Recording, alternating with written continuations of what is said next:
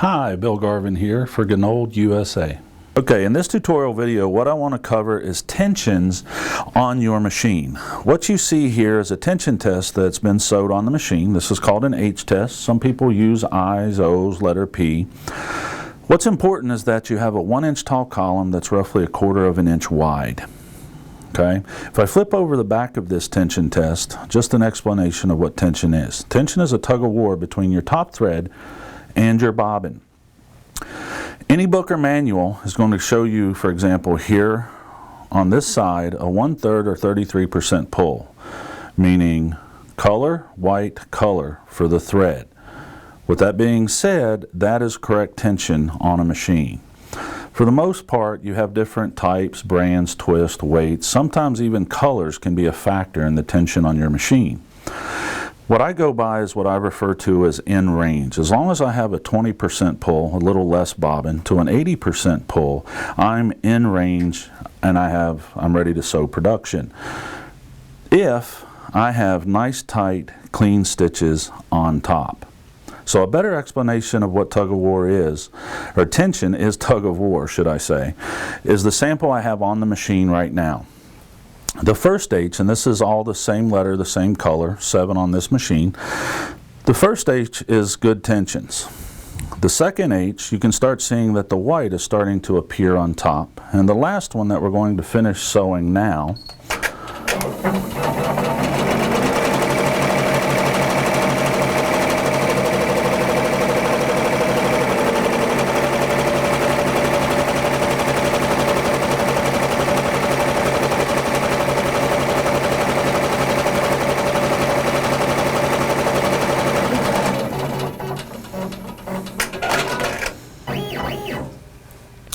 so as I remove this off of the machine, you'll notice a couple of things.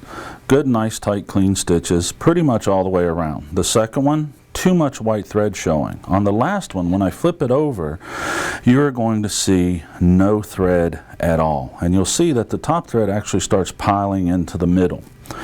This is an ideal good tension on your machine. When your bobbin is too loose in relationship to the top thread, it's going to pull too much white thread to the point that it'll even start appearing on the top of your embroidery. When bobbin is extremely tight in relationship to the top thread, or the top is extremely loose because it's threaded wrong or something of that nature, you're going to have no white thread at all. This one, for example, is not going to cause any damage to your equipment. It's just going to not have good quality for your embroidery. This can normally be touched up if you catch it for just a little bit with your fabric permanent markers that you can get from Gunold. On this one right here, keep in mind that you are on the verge of a bird's nest, because the slightest bit more, and this is going to go inside the needle plate hole and take the shirt and everything with it. From that point, you're going to snap needles, you're going to lock up the rotary hook, and you can cause physical damage to your equipment. So it is important understanding and knowing correct tensions on your machine. If you look up on this machine here at your tension knobs, they are all even. And so this is the reference of making sure that your tension knobs are even on your machine. There's usually never going to be a reason other than lint and dust or incorrect thread path or threading that's going to make these knobs look something like this. This is something very common that I have to correct in almost every embroidery shop that I go inside of. Because remember, 85% of your sewing issues is caused by your bobbin case. Most people start turning the knobs to compensate for that. So all of a sudden, I've got this needle sewing good because I adjusted it for an issue with my bobbin case. That causes 14 additional problems.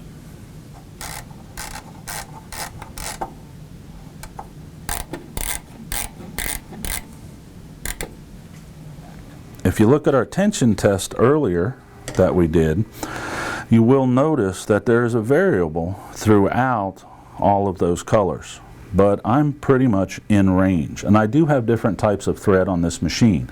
I do have the 40 weight poly, I do have 60 weight, I believe we've got some sulky rayon on there. So there is some variables as far as the brand and type of thread. Next, we're going to discuss the bobbin case itself.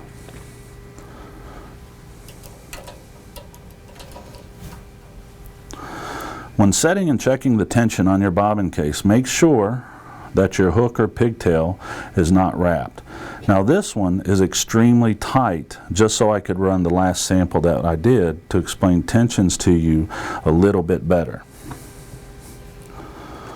I'm going to loosen and adjust this tension back to where it should be on the bobbin case.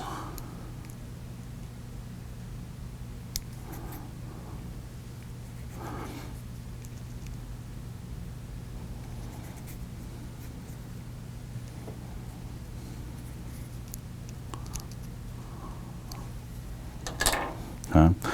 Now, doing what's referred to as a drop test on your machine, make sure the pigtail or the hook is not threaded. You're going to hold up about a foot of thread. The first thing it has to do is support its own weight. To do a drop test successfully, it is arm down and arm back up. Do not bend your wrist. Do not shake it more than once. It is one motion down, one motion up. If you learn to do this test correctly, the thread will not even become slacked between the two, so you're not jerking it straight back up. On most machines, when you do the drop test, it's arm down, arm up. You're going to have between a 1 to 3 inch drop, depending on the type of thread and how your top tensions are set. Keep in mind that the bobbin case causes 85% of your sewing issues, and for that reason, that's why it's so important to keep the hook area and everything clean with your duster products. Okay? Other than that, there is variables on setting your top tensions, like your metallic threads will normally be loosened a little. Your actual 12 weight, your acrylics, your heavier weight like yarn threads actually need to be set tighter because of the way the loop's created under the needle plate. Hopefully that helps make you understand tensions a lot better.